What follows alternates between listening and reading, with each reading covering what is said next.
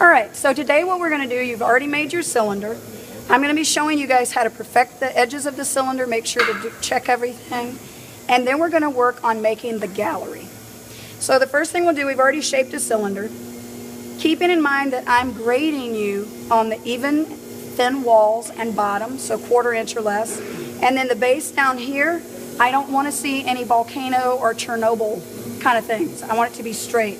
So take either your finger or your wooden rib and straighten it, and then you should most certainly let the mouse eat the cheese before you remove this. Okay? You need to do those things. That's very important to your grade. When we're making the gallery, remember that the gallery is going to be basically a trench or a seat for your lid to sit in. You're going to first want to make sure that your wheel is on medium speed. My arms are going to be in brace position, and I'm going to be using both hands to do this, and my hands need to be very wet. My right hand's job is going to be to simply support the exterior wall. So I'm going to take my right hand and bend my finger like this, and it's going to be on the outside wall of my pot. My left hand is going to have my left thumb connected to that knuckle on the outside like that. My middle finger goes right across from my thumb. My pointing finger on my left hand is the one that does all the work. It's going to go in on the interior part of the rim, and you're going to press down. And you're basically creating an indent or a trench for your lid to sit in. Notice that this finger keeps the wall straight so that it doesn't flare out. Then I want to compress that down and make it pretty. The last part of making your gallery is to make it more of a 90-degree cut. The L-shaped part of your rib does that.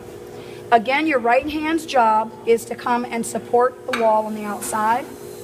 And then we're going to take this L-shaped part of your rib and go right into that groove and make a very nice sharp incision or cut so that it's a really beautiful tight groove that your lid will sit in. Okay? After you make your gallery, you'll wire it off, flood your wheel, get the water from the inside. Make sure you always get the water out from the inside or it will make your bottom crack. And then after you have this made, before it dries too much, we're going to be using a new tool called Calipers to do the next session or the next part.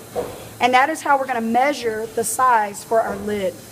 If you look at a pair of calipers, they work in two different positions. This is the V position. This is the Y position. See how it crosses over like a Y?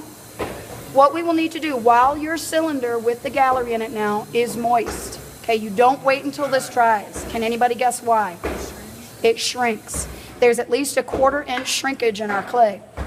So what we're going to do is take our calipers in the Y position, and you're going to go to the widest part like this and measure it. After you do that, you're going to take a piece of paper. I would strongly encourage you to do this measurement inside of a planner, something that you don't lose. And you're going to mark from the tip, the very tip of your caliper prong on your paper, put your name in it, and then when we come back tomorrow, or actually for your group on Wednesday to make the lids, I'll teach you how to open the calipers this way and take the measurement to do the work that we need to do to make our lid.